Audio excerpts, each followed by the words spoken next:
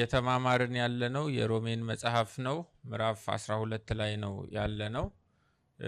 ጥቂት ያለፉ ሳምንታቶች ላይ ያነሳናቸውን ሐሳቦች ለመከለስ እንሞክርና ዛሬ ወደምንማማረው እንሄዳለን ማለት ነው።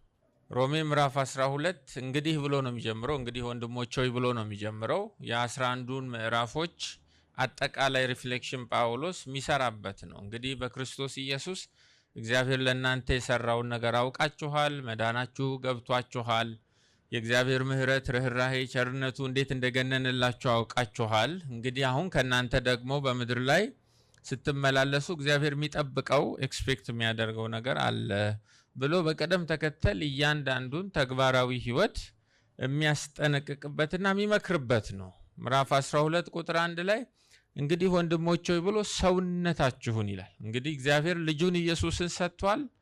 በክርስቶስ ሞት ታርቋችኋል። አሁን ከእናንተ ደግሞ የሚጠበቀው ሰውነታችሁን እንድትሰጡት ነው ብሎ መጀመሪያ ሰውነታችሁን ይላል። እሱንም ደግሞ እናንተ እንደወደዳችሁ አድርጋችሁ የምታቀርቡት ሳይሆን እግዚአብሔርን ደስ የሚያሰኝ ደግሞ ሕያው የሆነ ደግሞም ቅዱስ የሆነ ደግሞም ለእግዚአብሔር የሚሸተው እንዲሆን ብሎ የብሉይ ኪዳኑን የአሮናዊውን የአምልኮ ስርዓት እያስታወሳቸው አሁን በመሰዊያው ላይ ሰውነታችሁን አቅርቡ፣ የምታቀርቡት በግ የለም ብሎ ያስጠነቅቃል። በመቀጠል ደግሞ ከሰዎች ጋር ከዓለም ጋር ባላቸው ግንኙነት ውስጥ በአእምሯችሁ መታደስ ተለወጡ እንጂ ይህን ዓለም አትምሰሉ እያለ ጠንካራ ምክሮችን ይሰጣል። ከዚያ ቁጥር 4 እና 5 ላይ ደግሞ የሰውን አካል በመጠቀም በአካል ውስጥ ያሉ ብልቶች እርስ በርሳቸው ያላቸው ግንኙነት አካሉን በማነጽ ሂደት ውስጥ እንዴት እንደሆነ ያስረዳና ከዛ ደግሞ ያስጠነቅቃል። በቃ በዚህ ውስጥ እንዴት እንደ ቤተ ክርስቲያን ቅዱሳን መመላለስ እንዳለብን ይናገራል። ባለፈው ሳምንት ቁጥር 6 እናያየነው። ይሄንን የቤተ ክርስቲያንን የህብረት ህይወትና ጉዞ ካስረዳ በኋላ ስለ መንፈሳዊ ስጦታዎች ማስተማር ይጀምራል። ከቁጥር 6 እስከ ቁጥር 8 ወደ 7 የሚጠጉ መንፈሳዊ ስጦታዎችን ነው የሚጠቅሰው። ከዚያ ውስጥ እንግዲህ አንደኛው ትንቢትን መናገር ነው። እንግዲህ እንደተሰጠንም ጸጋ ቁጥር 6 ልዩ ልዩ ስጦታ አለን፣ ትንቢት ቢሆን እንዴት እንናገር ይላል። እንደ እምነታችን መጠን ትንቢት እንናገር ይላል። ይህንን ደግሞ መንፈሳዊ ስጦታ ምን ማለት እንደሆነና ምን ማለት እንዳልሆነ በዝርዝር ከቅዱሳት መጻሕፍት ባለፈው ሳምንት የነበራችሁ እንደምታስታውሱ ተማምረናል። እንደተሰጠንም ጸጋ ልዩ ልዩ ስጦታ አለን ሲል እነኚህ 7ቱ ከቁጥር 6 እስከ 8 የሚዘረዝራቸው በመሰረቱ ስጦታዎች እንደሆኑ እኛ መርጠን ወይም ይዘናቸው የተፈጠርናቸው ሳይሆኑ እግዚአብሔር ለአካሉ ለክብርት ቤተ ክርስቲያን ለሌሎች ወንድሞች መንፈሳዊ እድገት ብሎ ለዚህ አይነቱ ዓላማ የሰጠን ስጦታዎች ናቸው ብሎ ያስረዳል። ከዛ ደግሞ ልዩ ልዩ ናቸው፣ አንድ አይነት አይደሉም። በአካል ውስጥ ብዙ ብልቶች እንዳሉ በቤተ ክርስቲያን ውስጥም ብዙ ስጦታዎች አሉ ብሎ ይናገራል። ቁጥር 6 ላይ አንደኛ ቆሮንቶስ 12:11 ለማየት ሞክረን ነበር። እነዚህ ሁሉ የዚያው አንዱ መንፈስ ስጦታዎች ሲሆኑ ለእያንዳንዱ ሰው እርሱ ራሱ እንደፈቀደ ይሰጠዋል ይላል። ስለዚህ ንብረትነታቸው የማን ነው? እነኚህ ስጦታዎች የእግዚአብሔር መንፈስ ቅዱስ ነው። እሱ ደግሞ አይገደድም ወይ ይሄንን ስጠኝ ብሎ አንድ አማኝ ስላስጨነቀው አይሰጥም።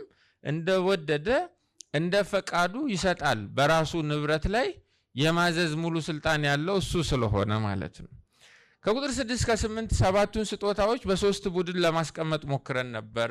ለምሳሌ ትንቢት መናገር፣ ማስተማርና መምከር ንግግር ይበዛቸዋል። ስለዚህ የመናገር ስጦታዎች ብለን ነበር። ሰው ለማህበሩ የሚናገራቸው ቨርባሊ ኮሚኒኬት የሚያደርገው ነገር ስለሆነ እኚህ ሶስቱን ትንቢት፣ የመናገርን፣ የማስተማርንና የመምከርን ስጦታ የመናገር ስጦታዎች ብለን አንድ ላይ ልንሸበባቸው እንችላለን። ሌላው መግዛት የሚል ደግሞ አለ። ይሄ የማስተዳደር ስጦታ ነው። ቤተ ክርስቲያን ውስጥ የማስተዳደር ስጦታ የተሰጣቸው ደግሞ ሰዎች አሉ። ሶስተኛው የመሰጠት ስጦታ ነው። ይሄም ደግሞ አገልግሎትና መስጠት እንዲሁም ደግሞ መማር የሚሉ ሶስቱን አንድ ላይ ሰብስበን መድበን ነበር። ትንቢት ቢሆን እንደ እምነታችን መጠን ትንቢት እንናገር የሚለው ላይ በሁለት መልኩ ነበር ጥናት ያደረግነው። ይሄ ትንሽ አከራካሪ ስለሆነ በእኛም ዘመን በእኛም ሀገር በተለይ ከቅርብ ጊዜ ወዲህ የነቢያት ቁጥር በጣም እየበዛ ስለመጣ በቅዱሳን ዘንድ ከትንቢት ጋር የተያዙ አገልግሎቶች ላይ ግርታና ግራ መጋባት አለ። ጳውሎስ ሮሜ ምዕራፍ 12 ቁጥር 6 ላይ ትንቢትን የመናገር ስጦታ ሲል ምን እያለ ነው የሚለውን ለመዳሰስ ሞክረን ነበረ። ያልነበራችሁ ኦዲዮ ስለሚለቀቅ ሄዳችሁ መስማት ትችላላችሁ። በሁለት ከፍለናል። አንደኛው የብሉይ ኪዳኑ የነቢያቱ ኦፊስ ነው። ይሄ ቀጥታ የሆነ መለኮታዊ መገለጥ እግዚአብሔር በቀጥታ ያለምንም ጣልቃ ገብነት ነቢይ አድርጎ ለሾማቸው ለአገልጋዮቹ የሚሰጠው መለኮታዊ መገለጥ ብለን የብሉይ ኪዳኑን የነቢያት ኦፊስ ለብቻ ከፍለን አስቀምጠን ነበር። ሁለተኛው መንፈስ የሚመራው መረጃን የመስጠት መንፈስ ቅዱስ የሚሰጠን አንዳንድ ደግሞ ኤክስፕሬሽኖች አሉ። እንደዚያ ካልሆነ በስተቀር ልናውቃቸው የማንችላቸው የግልም የጋራም ጉዳዮቻችን ላይ መንፈስ ቅዱስ በማህበር ውስጥ ለአንዳንዶቹ መረጃን ያቀብላቸዋል ማለት ነው። እሱን ነው ትንቢት የመናገር ስጦታ ብለን ለማየት የሞከር ነው። የብሉይ ኪዳኑ የነቢያቱ ኦፊስ በአዲስ ኪዳኑ በሐዋርያቱ ኦፊስ ስለተተካ አሁን በእኛ ዘመን የብሉይ ኪዳኑ የነቢያቱ አገልግሎት የለም። እሱ ደግሞ የሚያከራክረን አይመስለኝም። አሁን እኛ መጽሐፍ ቅዱስ የሚጽፍ ነቢይ አንቀበልም፣ ወይም እግዚአብሔር መጽሐፍ ቅዱስን የሚጽፍ ነቢይ ከኛ መካከል አያስነሳም። ልክ እንዲሁ ደግሞ መጽሐፍ ቅዱስን የሚጽፍ ሐዋርያ አንጠብቅም። እግዚአብሔር መጽሐፍ ቅዱስን የሚጽፍ ሐዋርያን ከኛ መካከል ምን አያረግም? አይቀባም። ሁለቱ የብሉይ ኪዳኑ የነቢያቱ ኦፊስ በአዲስ ኪዳኑ የሐዋርያቱ ኦፊስ ስለተተካ አሁን ላይ ቆሟል ብለን ነበር የተማማርነው። እሱን ደግሞ በማስረጃ ከቅዱሳት መጽሐፍት አይተናል። አሁን የብሉይ ኪዳኑ አይነቱ የነቢያቱና የአዲስ ኪዳኑ አይነቱ የሐዋርያቱ ኦፊስ የለም። አሁን ያለው እዚህ ሮሜ 12 ቁጥር 6 ላይ ያለው ነው። እርሱም ትንቢትን የመናገር ስጦታ ነው። ይሄ ደግሞ ሁኔታዎች ላይ የተገደበ መንፈስ ቅዱስ ለቅዱሳን ለአካሉ በግልም በጋራ ጣልቃ ገብቶ መናገር በፈለገበት ጉዳይ ላይ ብቻ ድምፁን ለነዚህ ስጦታውን ለተቀበሉት የሚያሰማበት ነው እንጂ ይሄንን አይነት ስጦታ በቅዱሳን ህብረት ውስጥ ኤክሰርሳይዝ ስላደረጉ እንደ ብሉይ ኪዳኑ ነቢያቶች ነብይ ብለን ሾመናቸው ያንን አይነት መለኮታዊ መገለጥ ይቀበላሉ ብለን እውቅና እንሰጣቸው። ምክንያቱም ኢንስፓየርድ ስላልሆነ በእነሱ የሚመጣው ትንቢት እንደ ብሉይ ኪዳኑ ነቢያቶች ትንቢት ኢንስፓየርድ አይደለም። መንፈስ ቅዱስ እንደ እግዚአብሔር ቃል አድርገን እንድንቀበለው የደነገገውና እውቅና የሰጠው በዚህ ስልጣን የምንሰማው ሳይሆን መጽሐፍ እንደሚያዝ ምንፈትሸው ነው። አንድ ሰው ቆሞ ሲናገር ሌሎቹ ምን ያደርጉን ያለው ጳውሎስ? ይሰሙትና ምን ይለዩት፣ ይፈትሹት፣ ያጣሩት። ይሄ ነገር ከሰይጣን ነው፣ ከራሱ ነው፣ ከእግዚአብሔር ነው ብለው አበጥረው አይተው ትክክል የሆነ ነገር ከሆነ እውቅና ይሰጡታል። ትክክል ካልሆነ ውግዛሪዎስ ይሉታል ማለት ነው፣ ያወግዙታል። ትንቢትን የመናገር ስጦታ የተቀበሉ ሰዎችን እንድናበረታታ ይሄንን መንፈስ እንዳንንቅ መጽሐፍ ደግሞ ቅድም ባነበብነው በተሰሎንቄ መጽሐፍ ይመክራል። እንሰማለን ማለት ግን ልቅ ሆነው የፈለጉትን እስኪናገሩ ድረስ ጆሮአችንን እናሰፋለን ማለት አይደለም። በእኛና በብሉይ ኪዳን ነቢያቶች ትንቢት መካከል ምንም ጥርጣሬ የለም። ኢነረንት ነው፣ ሕጸጽ የለውም፣ እርስ በርሱ አይጣረስም፣ ላዕላይ ነው፣ ባለስልጣን ነው። ሰው ከእግዚአብሔር ጋር ላለው ግንኙነት በቂ ናቸው እነኚህ የነቢያቱ ትንቢቶች ብለን እንሰማለን። በቸርች ውስጥ ግን ትንቢትን የመናገር ስጦታ አለኝ ብሎ የሚናገረው ሰው በእኛና በዚያ ትንቢት መካከል ብዙ ወንፊት እናስቀምጣለን፣ ብዙ ማጣሪያ ማጥለያ እናስቀምጣለን ማለት ነው። አክብረን እንሰማዋለን፣ የሰማነውን ግን እንፈትሻል ማለት ነው። በወንድሞች ህብረት ውስጥ አንድ ሰው ትንቢት ሲናገር ልብ ሊላቸው የሚገቡ ነገሮች አሉ። ባለፈው ሳምንት ይሄንን አላነሳሁትም፣ ግን ዝም ብለን ብናጠናው ጥሩ ይመስለኛል። አንድ ሰው ትንቢት ሲናገር ልብ ሊለው የሚገባ ጉዳይ አለ። እንደ ብሉይ ኪዳኑ ነቢያቶች የሰራዊት ጌታ እግዚአብሔር እንዲህ ይለኛል ብሎ ባይናገር ጥሩ ነው። ግልጽ ነው አይደል? ምክንያቱም በጣም ኃይለኛ ስልጣን የጠቀሰው የሰራዊት ጌታ እግዚአብሔር እንዲህ ይለኛል ብለው ሲናገሩ ምናቃቸው የብሉይ ኪዳን ነቢያቶች ስለሆኑ በአዲስ ኪዳን በተለያየ ኦኬዥን ትንቢትን ይናገሩ የነበሩ እንደ አጋቦስ ያሉ ነቢያት የተባሉት ሰዎች ያንን ጉዳይ በተመለከተ ትንቢት ሲናገሩ ሉቃስ በስነ ስርዓት ነው የጻፈው። መንፈስ ቅዱስ አመለከታቸው ነው የሚለው እንጂ ከዚያ በፊት እንደ ፕሪፊክስ እንደዚህ አይነት ጠንካራ የሆነ ስልጣንን የያዘ መግቢያ አይናገሩም። ይሄ እንደ እሴት በዚህ ማህበር ውስጥ ይሄንን ስጦታ የተቀበላችሁ ሰዎች ኤክሰርሳይዝ ስታደርጉ ለክፉም ለደጉ ልብ እንድትሉት ነው። ምክንያቱም ይሄ የሰራዊት ጌታ እግዚአብሔር እንዲህ ይለኛል የሚለው መግቢያ ለሐሰተኞች ነቢያቶችም ሊያጋልጠን ስለሚችል እንደዚህ ነው የሚታየኝ፣ እንደዚህ ነው የሚሰማኝ፣ እንዲህ አይነት ነገር እመለከታለሁ ብሎ ቢነግረን ጥሩ ነው። ምክንያቱም የሰራዊት ጌታ እግዚአብሔር እንዲህ ይለኛል ብሎ ተናግሮ እሱ ቆሞ ሲናገር 6 ሰው ደግሞ ቁጭ ብሎ ስለሚመረምር መርምሮ ደግሞ ስህተት ሆኖ ከተገኘ ሰውየው ራሱንም የሰራዊት ጌታ እግዚአብሔርንም ይዞ ገደል ከሚገባብን ለክፉም ለደጉ መግቢያ ላይ እንዲህ ይሰማኛል፣ እንዲህ ነው የሚታየኝ፣ እንዲህ ነገር ይወረኛል ቢል ጥሩ ነው። ገብቷችኋል አይደል? ነገ እሱም ኢንቲሚዴትድ እንዳይሆን ማለት ነው። እግዚአብሔርን ጠርታችሁ እንዲህ ብሎኛል ያላችሁትን ነገር ደግሞ ስህተት ሆኖ አግኝተነው ከተቃወምናችሁ ካፈርኩ አይመልሰኝ ችግር ይፈጠራል እና በጥንቃቄ እንዲህ አይነት ባህልና ልምምድ ጥሩ ነው። ቤተክርስቲያን የተነገረን የትኛውንም ትንቢት የመመርመር የመፈተሽና ትክክል የሆነውን የማጽደቅ ትክክል ያልሆነውን የማውገዝ መጽሐፍ ቅዱሳዊ ስልጣን ተሰጥቷታል። ስለዚህ አማኞች ይህን ስጦታ በወንድሞች ህብረት ኤክሰርሳይዝ ሲያደርጉ በተቻለ መጠን እየተጠነቀቁ መንፈስ ቅዱስን እየሰሙ ቢያደርጉ ጥሩ ነው። ጳውሎስ ሮሜ 12 ከቁጥር 6 እስከ 8 ውስጥ የዘረዘራቸው እነኚህ 7 መንፈሳዊ ስጦታዎችን ሲያስቀምጥ እንግዲህ የጀመረው ትንቢትን ከመናገር በጣም ተጠንቀቁ እያለ የሚመክረን ይሄ ሐዋርያ በሌሎች መልእክታቶቹ ደግሞ አጥብቃችሁ ፈልጉት ይህን ስጦታ ይለናል። እጅግ በጣም አስፈላጊ ስለሆነ በቅዱሳን ህብረት ውስጥ በጣም አስፈላጊ ስለሆነ በዛው ልክ ግን ጥንቃቄ አድርጉ ብሎ ይነግረናል ማለት ነው። ዛሬ ቁጥር 7ን ለማየት እንሞክራለን። ቁጥር 7 ምን ይላል? አገልግሎት ቢሆን በአገልግሎታችን ምን እናድርግ? እንትጋ። የሚያስተምርም ቢሆን በማስተማሩ ይትጋ። ቁጥር 8 የሚመክርም ቢሆን በመምከሩ ይትጋ። የሚሰጥ በልግስና ይስጥ፣ የሚገዛ በትጋት ይግዛ፣ የሚምር በደስታ ይማር ይላል። እነኚህን ስጦታዎች ኢንፋክት በአንደኛ ቆሮንቶስ ምዕራፍ 12ም ላይ ያሉትን በሌሎችም መልእክታት በኤፌሶንም እንዲሁ የተጠቀሱትን ስጦታዎች ቤተክርስቲያን ሀብቷ ስለሆኑ ንብረቶቿ ስለሆኑ የሷ ትሬዠሮች ስለሆኑ እያንዳንዱ በጥንቃቄ ማጥናትና መማማር አለባት። ከኔ ጋር ናችሁ አይደለም? ምክንያቱም የቤተክርስቲያን ሀብት መንፈሳዊ ስጦታዎች ናቸው እንጂ የምንሰራው ህንጻ አይደለም። ትልቁ ሀብቷ የቤተክርስቲያን መንፈሳዊ ስጦታዎች ናቸው። ስለዚህ ቅዱሳን አባል በሆኑባት የሎካል ቸርች ውስጥ ስለ መንፈሳዊ ስጦታ ግልጽ የሆነ መረዳት ሊኖራቸው ይገባል። ያቺም ማህበር አስተዳደሯም ስለ መንፈሳዊ ስጦታ ግልጽ የሆነ ዕውቀት ሊኖረው ይገባል።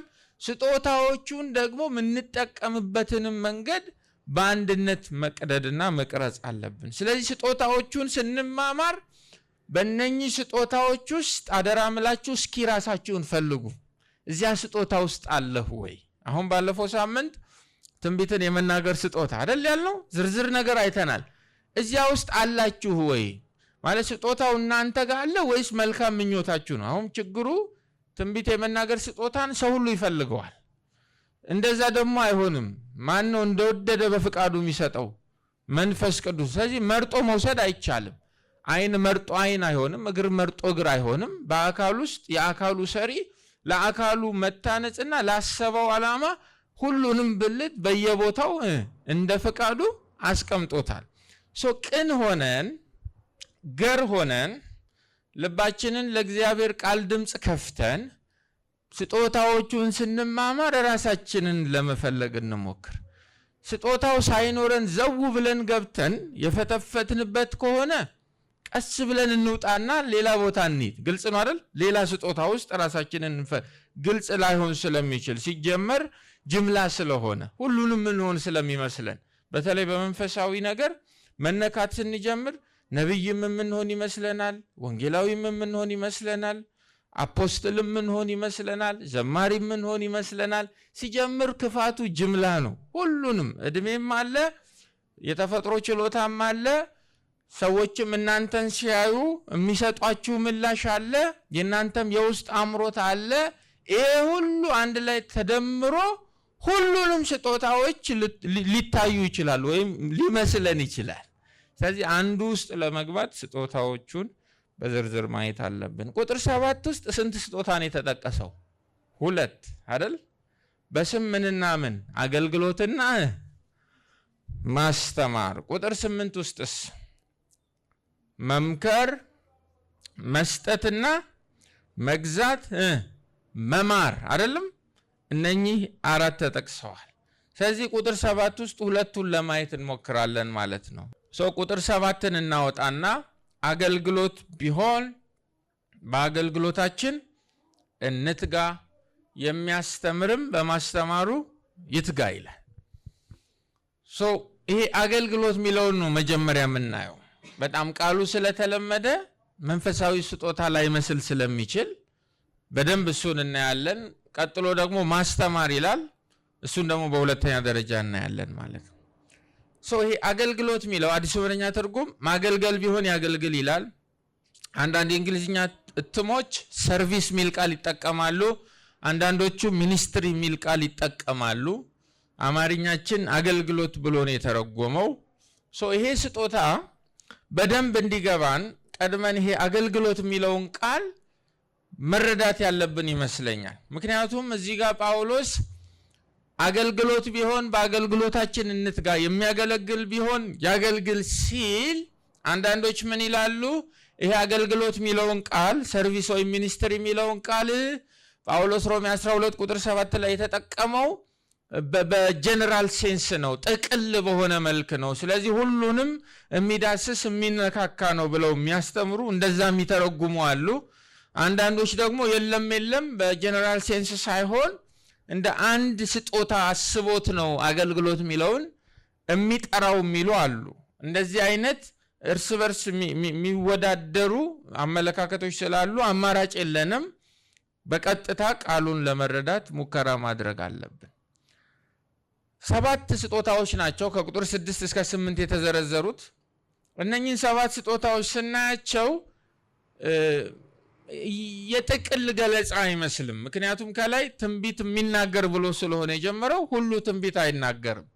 እዚህ 7ቱ ዝርዝር ውስጥ ደግሞ ማስተማር የሚልም ነገር ስላለ ሁሉ ደግሞ አስተማሪዎች ናቸው ብሎ በሌላ መልእክት ስለሚጠይቅ ይሄ አገልግሎት የሚለው ቃል ጥቅል የሆነ ገለጻ ነው ያለው ወይም በጀነራል ሴንስ ነው የተቀመጠው የሚለው ሐሳብ በደንብ ውሃ አያነሳም።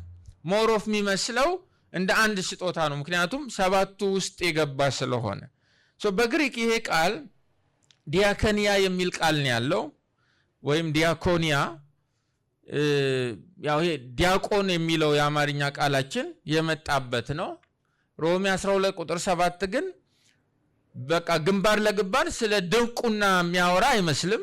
ቃሉ ግን ከዛ ጋር በጣም የተቆራኘ ነው። ሌላ ቦታ ራሱን አንስቶ ስለሚያብራራ ጳውሎስ ይሄ ዲያኮኒያ የሚለው የግሪክ ቃል ከፊት ለፊት ያለው ዲያክ የሚለው ቃል በዚያ ዘመን ስራ ላይ የዋለው እንዴት ነው? ቆሞ ሌላ ሰውን የሚያስተናግድ ሰው ማለት ነው። ዲያኮኒያ ማለት እናንተ ቁጭ ብላችሁ እሱ ደግሞ ቆሞ እናንተን ሲያስተናግድ ማለት ነው። ለምሳሌ ሆቴል ውስጥ ያለ አገልግሎት እንደ የመስተንግዶ አገልግሎት ወደዚያ የቀረበ ነው ይሄ ዲያኮኒያ የሚለው ቃል። አገልግሎት ማለት በቤተ ክርስቲያን አውድ በቤተ ክርስቲያን ውስጥ የሚደረግ የትኛውም ተግባራዊ ስራ ብለን ልንተረጉመው እንችላለን። ፕራክቲካል ደግሞ ኤክስተርናል ሰርቪስ ማለት ነው። ውጫዊ የሆነ ተጨባጭ የሆነ የሚታይ የትኛውም ተግባራዊ ስራ በቤተ ክርስቲያን ውስጥ ይሄ አገልግሎት ተብሎ ሊጠራ ይችላል። በዝርዝር እናየዋለን። ጌታችን ኢየሱስ ክርስቶስ ደቀ መዛሙርትን ሲያስተምር ይህንን ቃል በተደጋጋሚ ተጠቅሞታል። ለምሳሌ ሉቃስ 22 ቁጥር 27 ላይ ለመሆኑ ይላል ዝቅ ብሎ ስለማገልገል ደቀ መዛሙርቱን ሲያስተምራቸው አንድ ሰው እርሻ የሚያርስ ወይም ከብት የሚጠብቅ ባሪያ ቢኖረው እነኚህ ሰዎች ከስራቸው ሲመለሱ ለመሆኑ በማዕድ ተቀመጥና ቆሞ የሚያስተናግድ ይቅርታ ሉቃስ 22 ቁጥር 27ን ሳይሆን ሉቃስ 17 ቁጥር 8 ነው። ራቴን አሰናዳልኝ እስክበላና እስክጠጣ ድረስ ታጥቃ አገልግለኝ በኋላም አንተ ብላና ጠጣ የሚለው አይደለም ወይ? ከብት የሚጠብቅ ባሪያ እረኛ ቢኖራችሁ ከመስክ ሲመለስ ባሪያ የሆነለት ይሄ ጌታ ለባሪያው ምን ብሎ ነው መልስ የሚሰጠው? ታጥቀህ አገልግለኝ፣ ቆመ አስተናግደኝ። እዚህ ጋር የገባው ቃል ይኸው ዲያከንያ የሚለው ነው። ሉቃስ 22:27 ላይ ደግሞ በደንብ ግልጽ ያደርገዋል መድኃኒታችን። ለመሆኑ በማዕድ ከተቀመጠና ቆሞ ከሚያስተናግድ ማን ይበልጣል? ቆሞ ከሚያስተናግደውና ሊመገብ ከተቀመጠው ማን ይበልጣል? በማዕድ የተቀመጠው አይደለምን? እኔ ግን በመካከላችሁ ያለሁት እንደ አንድ አገልጋይ ነው ወይም እንደዚህ ቆሞ እንደሚያገለግለው ነው ብሎ ራሱን ምሳሌ ያደርግላቸዋል። ስለዚህ አገልጋይ ማለት እዚህ ጋር ወይም ዲያከንያ የሚለው የግሪክ ቃል አንድን ሰው ቆሞ ታጥቆ በብዙ መሰጠት የሚያገለግል ሰው ማለት ነው። አገልግሎት ማለት እንደዛ ነው ብለን ልንተረጉም እንችላለን። ባጭሩ ለሌሎች የሚደረግ በቤተ ክርስቲያን ውስጥ አንድ አማኝ ለተቀሩት ወንድሞቹ የሚያደርገው ተግባራዊ ስራ ማለት ነው። ለምሳሌ በሐዋርያት ቤተ ክርስቲያን ውስጥ ሐዋርያት ሥራ ምዕራፍ 6 ላይ ታገኙታላችሁ። ከቁጥር 1 እስከ 6 ባለው ክፍል ውስጥ ምን ይላል ሉቃስ? የደቀ መዛሙርት ቁጥር እየጨመረ በሄደ ወቅት ይላል። በዚህ ወቅት ቁጥራቸው እየጨመረ ሲመጣ በዚህ ወቅት ይላል። ታውቃላችሁ በአንድ ማህበር ውስጥ የሰዎች ቁጥር እየጨመረ ሲመጣ መልካም የሆኑ ነገሮችም ይጨምራሉ፣ በዚያው ልክ ደግሞ አስቸጋሪ ኬዞችም ይጨምራሉ። የደቀ መዛሙርት ቁጥር እየጨመረ በሄደበት በዚህ ወቅት ይላል። በዚህ ወቅት ብሎ ስፔሲፋይ ያደርገዋል። ቁጥራቸው በጨመረበት በዚህ ወቅት ከግሪክ ሀገር የመጡ አይሁድ በይሁዳ ይኖሩ በነበሩት አይሁድ ላይ አጉረመረሙ። ምክንያቱም በየዕለቱ በሚከናወነው ምግብ የማደል አሰራር ላይ ከእነርሱ ወገን የሆኑት መበለቶች ችላ ተብለው ነበር። ስለዚህ 12ቱ ሐዋርያት ሌሎችን ደቀ መዛሙርት በአንድነት ሰብስበው እንዲህ አሉ ይላል። እኛ የማዕዱን አገልግሎት ለማስተናገድ ስንል የእግዚአብሔርን ቃል አገልግሎት መተው አይገባንም። ስለዚህ ወንድሞች ሆይ ከእናንተ መካከል መንፈስ ቅዱስና ጥበብ የተሞሉ ለመሆናቸው የተመሰከረላቸውን 7 ሰዎች ምረጡ፣ ይህን ኃላፊነት ለእነርሱ እንሰጣለን፣ እኛ ግን በጸሎትና በቃሉ አገልግሎት እንተጋለን። እንግዲህ ይሄ ዲያስፖራ የሆነው ከግሪክ ሀገር የመጣው አይሁዳዊና እዚህ ደግሞ ፍልስጤም አካባቢ ይሁዳ ውስጥ ይኖር ያለው አይሁዳዊ ሁለቱ መካከል ግጭት ተፈጠረ። የዚያ ዘመኗ ቤተ ክርስቲያን ማህበር ለማድረግ ሲሰበሰቡ መበለቶችን ይመግቡ ስለነበር የዲያስፖራዎቹ መበለቶች ቸል ስለተባሉ እንደ ኔቲቭ አይሁዳውያን መበለቶች እንክብካቤ እየተሰጣቸው ስላልሆነ ተሰበሰቡና አጉረመረሙ። የኛ መበለቶችን ቸል ብላችኋል ብለው ሲያጉረመርሙ ሐዋርያቱ ምንድነው ያስቀመጡት መርህ ነው። ሁለት ጠንካራ ቃል አለ። አንደኛ በመንፈስ ቅዱስ ምን የሆኑ የተሞሉ። እንጀራ ለማብላት ቤተክርስቲያን ውስጥ በመንፈስ ቅዱስ መሞላት ያስፈልጋል። እስኪ አሜን በሉ። በጣም እኮ ነው የሚገርመው። ቸርች በጣም ጥንቃቄ ያላት ማለት። ሌላው ደግሞ ጥበብ የተሞሉ ይላል። አሁን በቃ ድቁና ስል ዘግታችሁ እኮ እየሰማችሁ ስለሆነ በመንፈስ ቅዱስ ሳትሞሉ ዲያቆን መሆናችሁ፣ ጥበብ ሳትሞሉ ዲያቆን መሆናችሁ። ችግሩ በተፈጥሯችን ስጦታ ስለምናወዳድር አንደኛ ላይ ቢልቦርዳችን ውስጥ አንደኛ ላይ ትንቢት መናገር ስለሆነ ያለው፣ እግርጌ ደግሞ ድቁና ስለሆነ ያለው ለትንቢት ዲሻችን ይሰፋል፣ ለድቁና እንቅልፍ ይዘናል። እግዚአብሔር ይርዳን። አሜን። ከኛ አካል ውስጥ ካሉ ብልቶች በጣም ፌመስ ያልሆኑ የተናቁቱ ቢያኮርፉ ማናችንም እዚህ ቸርች አንመጣም። አልጋችን ላይ ነው የምንያዘው። ድንገት ቢያኮርፍ የተናቀ ብልት ቢያኮርፍ ወይም ስራ ቢያቆም ማንም ከመኝታው መነሳት አይችልም። ስለዚህ አገልግሎት ስለተባለው መንፈሳዊ ስጦታ በጥልቀት እንድንማማር እግዚአብሔር አፒታይታችንን ያነሳሳው። ምክንያቱም እኛ አሁን ቃሉን ትተን ምናስተምራችሁን ትምህርት ትተን አሉ ሐዋርያቱ የተበደሉ የእናንተን መበለቶች በምግብ ሰዓት ላይ እንዳይከፉና እንዳያዝኑ እየዞርን ምግብ ማደል አንችልም። ስለዚህ እንዲህ እናደርግ፣ እናንተ ምረጡ። 7 ሰዎችን ነው የመረጡት። መስፈርት እንስጣችሁ። በመንፈስ ቅዱስ የተሞሉና ጥበብ የተሞሉ መሆናቸው የተመሰከረላቸው፣ መሞላታቸው ብቻ አይደለም። ሰፊው ማህበር በእርግጥም እነኚህ ሰዎች መንፈስ ቅዱስ ሞልቶባቸዋል፣ በእርግጥም ጥበብ ሞልቶባቸዋል ብለው የሚመሰክሩላቸውን ሰዎች ምረጡ ብሎ በዝርዝር በስም ይጠቅሳሉ። ቀጥሎ ምንድነው የሚመጣው? ይህም ሁላቸውን አስደሰታቸው ይላል። አስቡት፣ የዚህ ስጦታ አስፈላጊነት የሚገባን ልክ አሁን በወር አንዴ እዚህ የጌታን እራት እንደምንቆርስ ሁላችን እዚሁ ቀርተን ማዕድ እንደምንበላ ያንን ቀን አስቡት። አሁን ወንድማችን አቤኒ ቢሆን ምግብ የሚያድለው ማለት ለተወሰኑ በፊቱ ሞገስ ላገኘው ቡድን ከቅልጥሙም በሆድ ይገባል። አየ ነገር በእንቁላሉንም ምኑም ቢሰጥ የሆነውን ቡድን ደግሞ ሽሮውን ብቻ እያፈሰሰ ቢሄድ ቀጣይ ሳምንት ሽሮ የበላው የቤተክርስቲያን አባል ስለመምጣቱ እርግጠኛ መሆን አንችልም። ገብቷል? ለምን? እዚህ ቸርች ምን አለ ይላል? አድሎ አለ ይላል። የቤተክርስቲያኒቷ ቄስ ያዳላል፣ በጣም ፓርሻሊቲ አለው ይላል። ቀላል አይደለም፣ ቀላል አይደለም።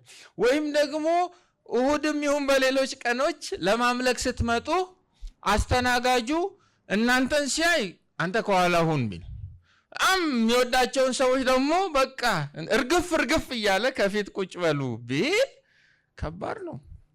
ቸርችን የማቀጨጭ አቅም አላቸው ይሄ ስጦታ የተሰጣቸው ሰዎች፣ ደግሞም የማበልጸግም አቅም አላቸው። ቀላል ስጦታ አይደለም። ይህንን ስጦታ የተቀበሉ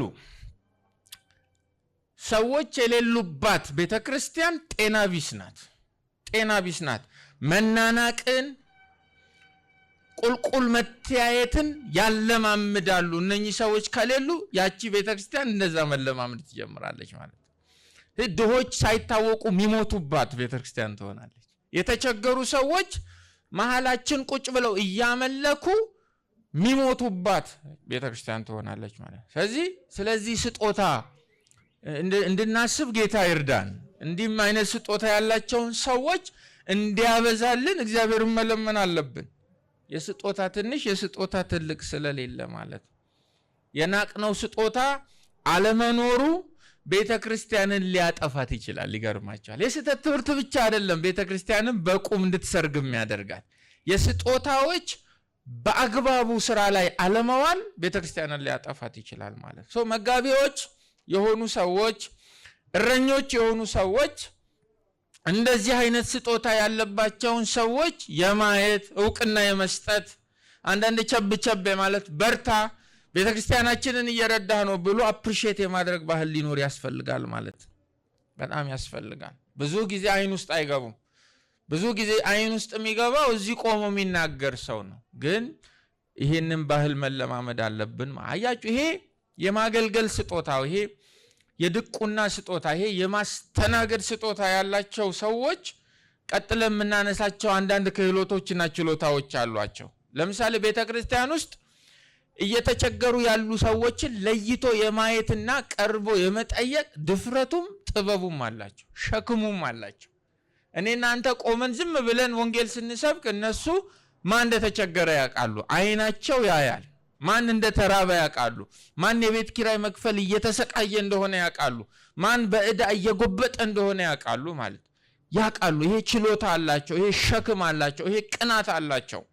ይህ ስጦታ ያላቸው በገንዘብ በምግብ ለሚቸገሩ ሰዎች፣ ለባልቴቶች፣ ወላጅ ለሌላቸው ሕፃናት ቸርች ውስጥ ሆነው በህመም እየተሰቃዩ ላሉ ለሰው ሊናገሩት በማይችሏቸው አንዳንድ ሸክሞች እየጎበጡ ያሉትን ነቅሶ የማውጣት ለይቶ የመጠየቅ የመረዳት ጥበቡ አላቸው። ለዚህ ነው መንፈስ ቅዱስ የሞላባቸውና ጥበብ የሞላባቸው የሚለው ማለት ነው።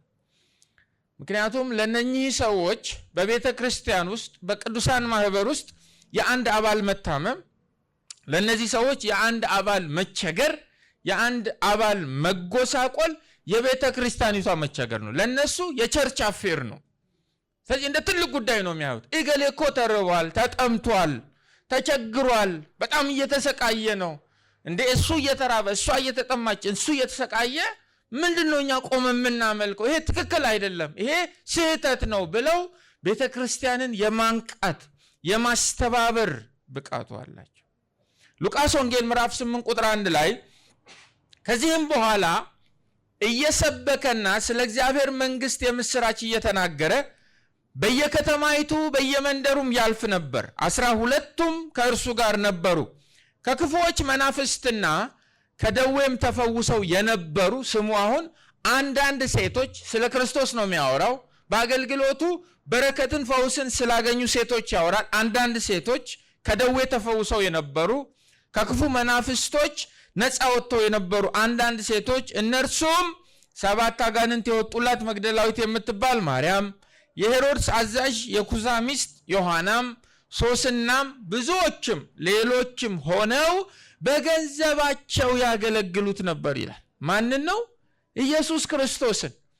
ፈውስ ከተቀበሉ በኋላ እነኚህ 3ቱ ሴቶች ስማቸው የተጠቀሰ አንዳንድ ይላል፣ ሌሎች ያልተጠቀሱ ሊኖሩ ይችላሉ። የክርስቶስ አገልግሎት ውስጥ ከገንዘብ አንጻር ያለውን ክፍተት አይተው በገንዘባቸው ያገለግሉት ነበር ይላል። ይሄ ማለት ኢየሱስ ክርስቶስ በእነኚህ ሴቶች እየተስተባበረ የሚመጣውን ገንዘብ በስሙ አካውንት ከፍቶ አከማችቶታል ሳይሆን እሱን የሚከተለው ህዝብ ውስጥ የተራቡ ይበሉ ነበር፣ የተጠሙ ይጠጡ ነበር፣ የታረዙ ይለብሱ ነበር። በዚያ የሚታየውን ክፍተት ይሸፍኑ ነበር ነው ትርጉሙ።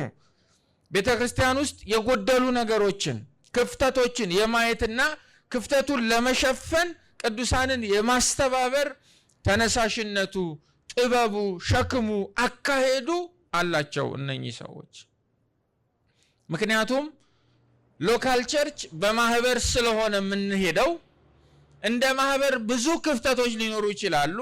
እነኛን ክፍተቶች ከብዙዎቻችን በተለየ ሁኔታ የማየት አቅሙ አላቸው። ማየት ብቻ አይደለም፣ ሸክም አላቸው። እንቅልፍ አያስተኛቸውም። ይሄ ስጦታ ያላቸው አንደኛ ቆሮንቶስ 16 ቁጥር 15 ላይ ወንድሞች ሆይ ይላል ጳውሎስ፣ የስጢፋኖስ ቤተሰቦች የአካያ የመጀመሪያዎቹ አማኞች እንደሆኑና ቅዱሳንን ለማገልገል ራሳቸውን እንደሰጡ ታውቃላችሁ ይላል። ስለ እስጢፋኖስ ቤተሰብ ሲመሰክር አገልጋዮች ናቸው፣ ቅዱሳንን ነው የሚለው። ለማገልገል ምናቸውን ሰጥተዋል? ራሳቸውን ሰጥተዋል። ቆመው ላያስተምሩ ይችላሉ፣ ትንቢትን ላይናገሩ ይችላሉ፣ ላይመክሩ ይችላሉ፣ ሌሎችም ስጦታዎች ላይታይባቸው ይችላል። አሁን ቁጥር 7 ላይ ያለውን ስጦታ ግን በዚህ ቤተሰብ ውስጥ እናያለን። ቀጥሎ ይላል ወንድሞች ሆይ ይህን እለምናችኋለሁ እንደነርሱ ላሉትና ከእነርሱም ጋር በአገልግሎት ለሚደክሙ ሁሉ ታዘዙ ይላል። እንዲህ አይነት ስጦታ ላላቸው ሰዎች ምን ሁኑ? ታዘዙ። ይህን ካለ በኋላ ጳውሎስ የሚያገለግልም ያገልግል ወይም በአገልግሎታችን እንትጋ የሚል ቃል አለ። አሁን ይሄ በጣም ሰፊ ትኩረት ይፈልጋል። ቁጥር 7 እንትጋ፣ ይሄ ስጦታ ያላችሁ ሰዎች እንትጋ ይላል። እዚህ ጋር እንትጋ ማለት ሞሮፍ ስሜቱ ስለ ትትርና አይደለም፣ ስለ መሰጠት ብቻ አይደለም። እሱ አለ፣ ግን ዋናው ነገር እሱ አይደለም። ከጄቪ ምን ይላል? ሌታስ ዌይት ኦን አወር ሚኒስተሪንግ ይላል። እንትጋ የሚለው ቃል እዚህ ጋር ሞር ትርጉሙ ቦታ ላይ ስለመሆን ማለት እዛ ስጦታ ውስጥ ሁኑ፣ እዚያ ስጦታ ውስጥ ትጉ፣ እዚያ ስጦታ ውስጥ አቅዱ፣ እዚያ ስጦታ ውስጥ ተበረታቱ፣ ተንቀሳቀሱ። ዌይት ኦን ዳት ፓርቲኩላር ሚኒስትሪ ነው እያለ ያለው። እዚያ ሁኑ ነው። ሞሮፍ ቦታ ላይ ስለመሆን ነው። ወይም በአጭር ቃል በስጦታችን ጸንተን ስለመቆም ነው። ግልጽ ነው አይደል? ጸንቶ ይሄ ደግሞ በጣም ያስፈልጋል። አንዳንድ ሰው የተሰጠውን ስጦታ አልፎ ባልተቀበለው ስጦታ ውስጥ ገብቶ መስራት ሲጀምር ቤተክርስቲያን መፈራረስ ትጀምራለች። በጣም አስቸጋሪ ነው። አይን ልሳቅ ካለ አይከብድም? ይጋጫል አይደል? በጣም ብዙ ነገር ይናጋል ማለት ነው። እያንዳንዱ ሰው በተሰጠው ስጦታ ውስጥ ነው ስኬታማ መሆን ያለበት። የስጦታን ድንበር ስታልፉ ቤተክርስቲያን ውስጥ ሳታውቁ ችግር መፍጠር ትጀምራላችሁ። ስለዚህ ስጦታችሁ ሌሎችን ሰርቭ ማድረግ ከሆነ እዛ ላይ ያተኩሩ፣ ድንበር አትለፉ፣ ሩቅ መሄድ አይጠበቅባችሁ ነው ጳውሎስ እያለ ያለው። እግዚአብሔር ተቀብሎታል፣ ያን ስጦታ አክብሮታል። እናንተ እኮ እያገለገላችሁ ነው፣ ሽልማት አላችሁ፣ አትናቁት ይህን ስጦታ ነው ኃይለ ቃሉ።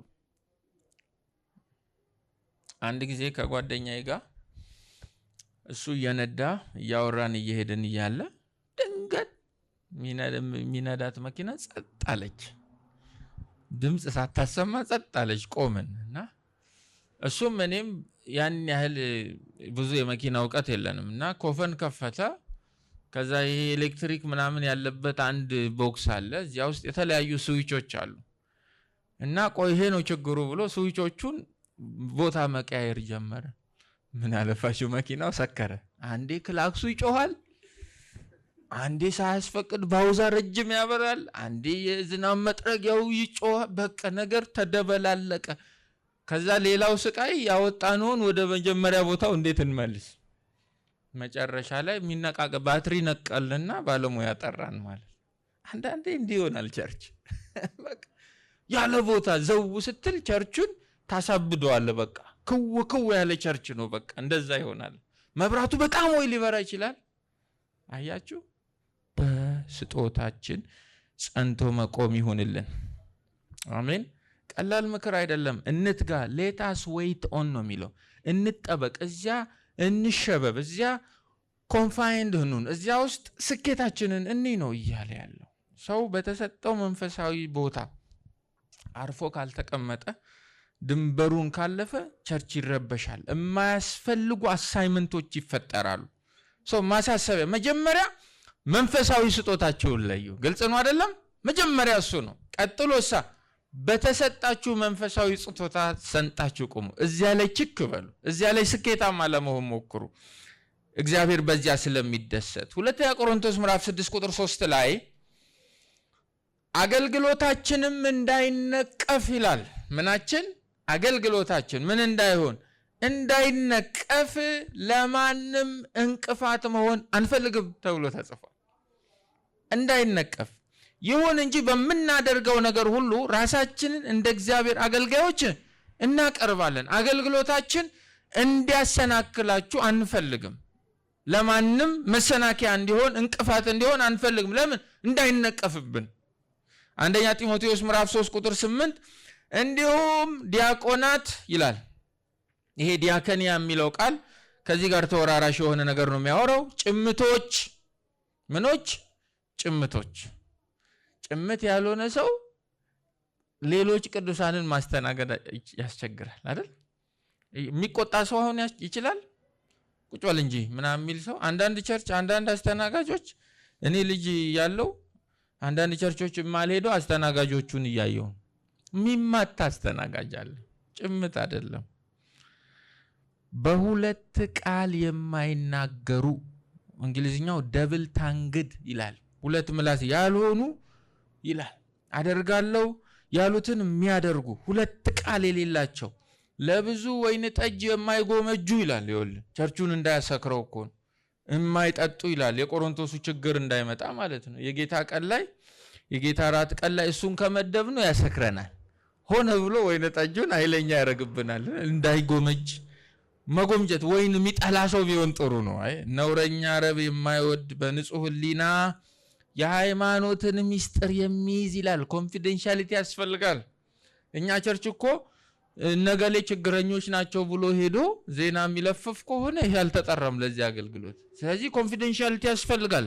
ሚስጥር፣ የሃይማኖትን ሚስጥር፣ የማህበሩን ሚስጥር፣ የቅዱሳንን ሚስጥር የሚጠብቅ አንዳንድ ሰው በአንድ ማኪያቶ ጠጥቷችሁ በሁለት ማኪያቶ ይደፋችኋል ይሉ ሚስጥር መያዝ የማይችል ሰው አለ። በቃ የሚስጥር ቋቱ የተተረተረበት ሰው አለ።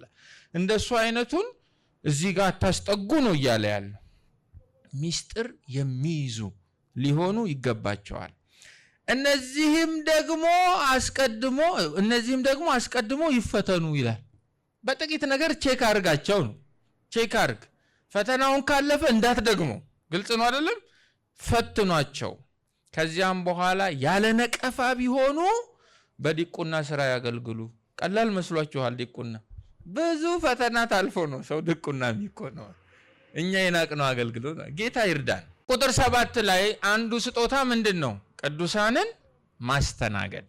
የተቸገሩ፣ የታረዙ፣ በተለያየ ህመም ያሉ፣ ዊዶ የሆኑ፣ ወላጅ የሌላቸው ህፃናት፣ ለጉባኤው መናገር ያቃታቸውን ችግር ይዘው እየተሰቃዩ ያሉትን እንደዚህ አይነቶችን ለይተው ለነሱ ማህበሩን አስተባብረው እየተቆረሱ ከፊት ሆነው የሚያገለግሉ እንዲህ አይነት ስጦታ ያላቸው ማለት ነው። እነሱ ስጦታቸው ላይ ይትጉ ይላል ጳውሎስ። ወደሚቀጥለው እንምጣ። ሶስተኛው ደግሞ የተጠቀሰው ከቁጥር 6 እስከ 7 ከትንቢት ከመናገር ስጦታና ከአገልግሎት ስጦታ ቀጥሎ ሶስተኛው የሚያስተምርም ቢሆን በማስተማሩ ይትጋ ይላል። ልክ እንደ ትንቢትን የመናገር ስጦታ የማስተማርም ስጦታ ጥልቅ ጥናትና ጥንቃቄ ሊደረግበት ይገባል። በተለይ በእኔና በእናንተ ዘመን ከዛ ኦፊስ ጋር ተያይዞ ብዙ መከራዎችን ቤተክርስቲያን እያስተናገደች ስለሆነ ለምሳላችሁ የሥነ መለኮት ትምህርት ቤት ገብቶ የወጣን ሁሉ አስተማሪ የማለት ባህል ስላለ ፌስቡክ ላይ ወጥቶ ሊቅ የሚጫወተውን ሁሉ አስተማሪ የማለት ዝንባሌ ስላለ እንደዚህ አይነት ባህል ስላዳበር ምክንያቱም እኛ ሀገር አቀጣጥለህ ረጅም ሰዓት ካወራህ በሶስተኛ ቀን አስተማሪ ነው ሰው የሚል ከንግግር ችሎታ ጋር ስለተገናኘ ማስተማር እግዚአብሔር ለቤተ ክርስቲያን የሰጠው የማስተማር ስጦታ ምንድነው? ማስተማር ምንድነው? ምን አይነት ባህሪያቶች ምን ነገሮች በውስጡ አሉ የሚለውን እዚህ ጋር ነው አጥንተን ማለፍ ያለብን። የሚያስተምር ዲዳስኮ የሚል ግሪክ ቃል ነው ያለው። ማለት ምንድነው ትርጉሙ? መጽሐፍ ቅዱስን የሚተረጉም፣ መጽሐፍ ቅዱስን የሚገልጥ፣ መጽሐፍ ቅዱስን የሚያብራራ ማለት ነው። ከዚህ አልፎ አይሄድም። ግልጽ ነው አይደለም? እግዚአብሔር ለቤተ ክርስቲያን የሰጠው የማስተማር ስጦታ መጽሐፍ ቅዱስን የሚያስተምር ማለት ነው። መጽሐፍ ቅዱስን የሚተነትን፣ የሚገልጥ፣ የሚያስረዳ፣ የሚሰብክ ማለታችን ነው። የመጽሐፍ ቅዱስ አስተምህሮን የወንጌልን እውነት ለሌሎች የሚያስረዳ የቤተ ክርስቲያኒቱን የማስተማር ቢሮ የሚወክል ማለት ነው። የሚያስተምር ማለት የአንድን አማኝ አስተምህሯዊ መሰረት እንዲያዋቅር መንፈስ ቅዱስ ከዚህ አንጻር ላለው ውጤት ስጦታን የሰጠው ሰው ማለታችን ነው። በእኔ አገላለጽ የአንድን አማኝ ዶክትሪናል አይደንቲቲ ፎርም እንዲያደርግ እግዚአብሔር ስጦታ የሰጠው ማለታችን ነው። የእግዚአብሔርን ቃል እውነት ለሌሎች ግልጽ የማድረግና በትክክል የማስረዳት ብቃት ያለው ማለት ነው። 2 ጢሞቴዎስ 2:15 እንደማያፍርና የእውነትን ቃል በትክክል እንደሚያስረዳ ይላል። እንዴት እንደሚያስረዳ? በትክክል እንደሚያስረዳ፣ እንደ ቃሉ የሚያስረዳ የተመሰከረለት ሰራተኛ ይላል። ትጋት አለ በውስጡ፣ ልፋት አለ። ሰራተኛ ራስህን በእግዚአብሔር ፊት ልታቀርብ ትጋ ይላል። እንደዚህ አይነት ሰራተኛ ሁን። ስለዚህ የሚያስተምር ማለት የእግዚአብሔርን ቃል የእውነቱን ቃል በትክክል የሚያስረዳ ደግሞም የተመሰከረለት ደግሞም ሰራተኛ ማለት ነው። የእግዚአብሔር ሰራተኛ ማለት ነው።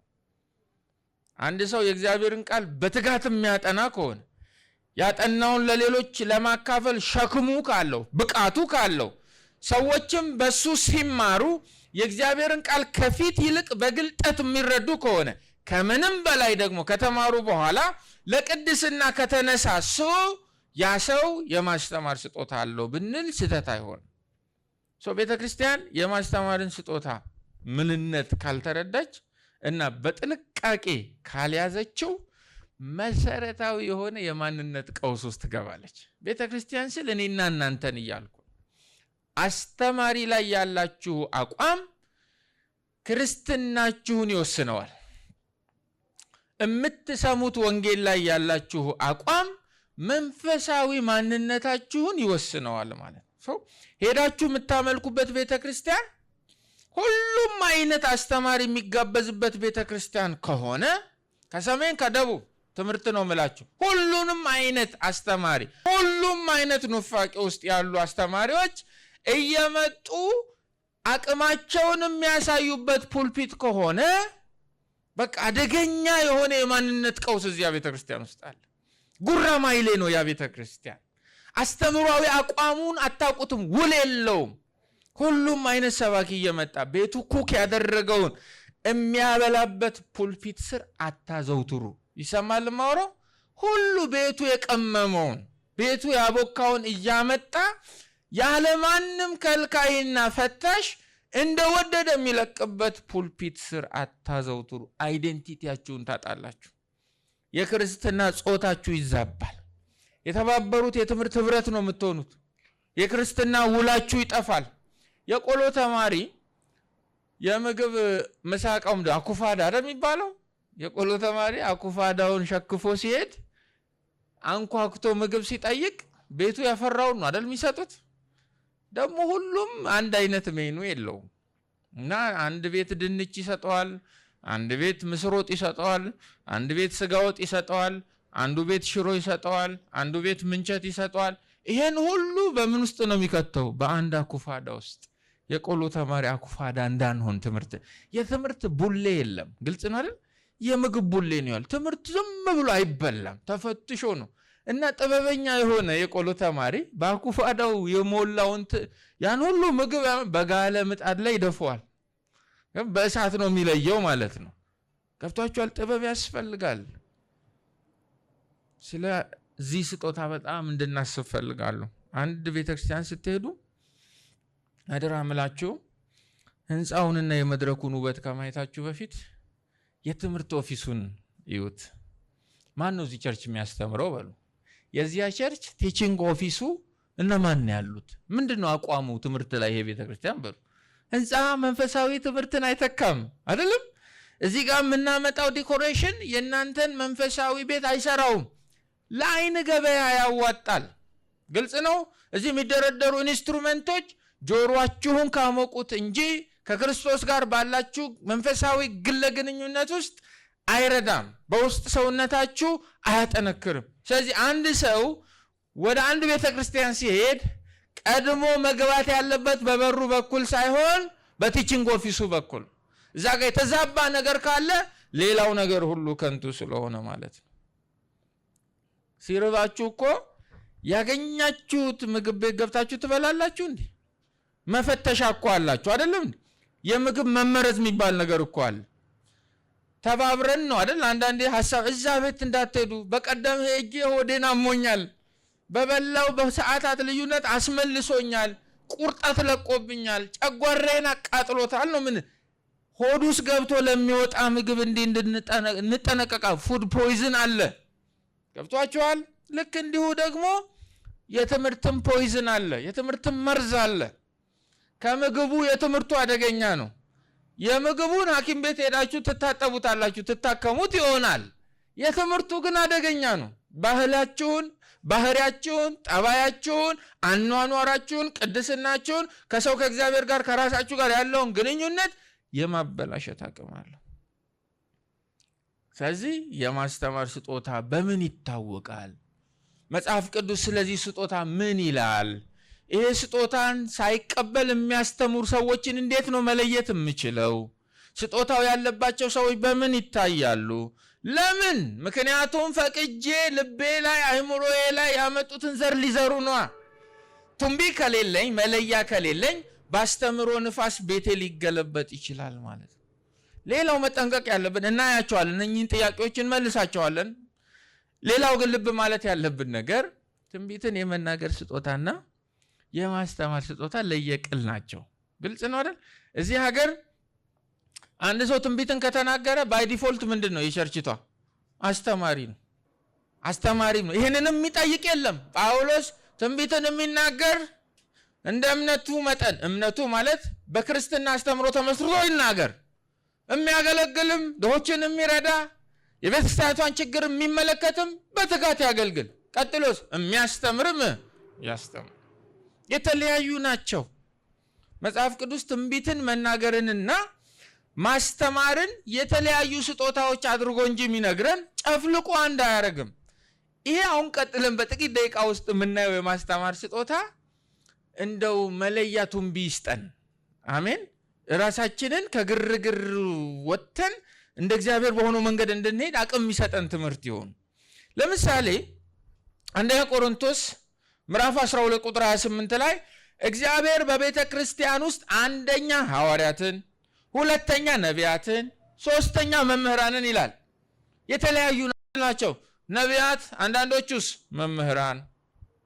ይህ የሚያሳየን አንድ ሰው ትንቢት ተናገረ ማለት አስተማሪ ነው ማለት አይደለም። አንድ ሰው አስተማረ ማለት ትንቢትን ይናገራል ማለት አይደለም። የተለያዩ ናቸው። እነኚህ ሁለቱ ስጦታዎች የተለያዩ ናቸው። ለምሳሌ አንድ ሰው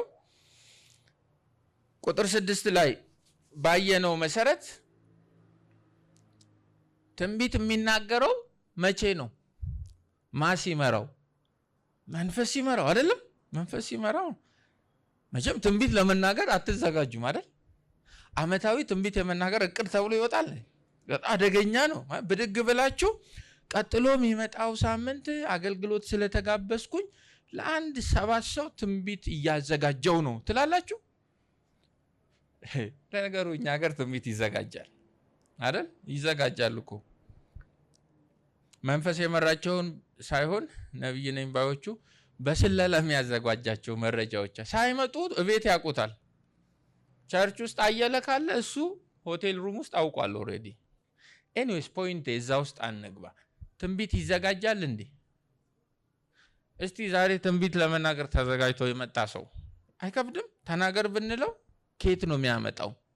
ለምን? ማሚመራው ስለሆነ መንፈስ ቅዱስ። እሱም ሲመጣ ዛሬ እርግጠኛ ነኝ ትንቢትን ያናግረኛል መንፈስ ቅዱስ ብሎ አይመጣም። ወይ ስንጸልይ ወይ ስናመልክ በማህበር ውስጥ እግዚአብሔር መንፈስ ቅዱስ በፈለገው ጊዜ ለፈለገው ጉዳይ በፈለገው ሰው ምን ያደርጋል? ይናገራል እንጂ ቀድሞ ተዘጋጅቶ መምጣት የለም። መጽሐፍ ቅዱስን ለማስተማር ግን ተዘጋጃላችሁ።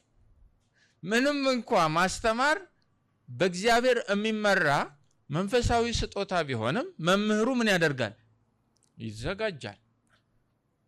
ሳይዘጋጅ ከሚመጣ አስተማሪ ጌታ ይሰውራችሁ። ለመሰላችሁ እናየዋለን።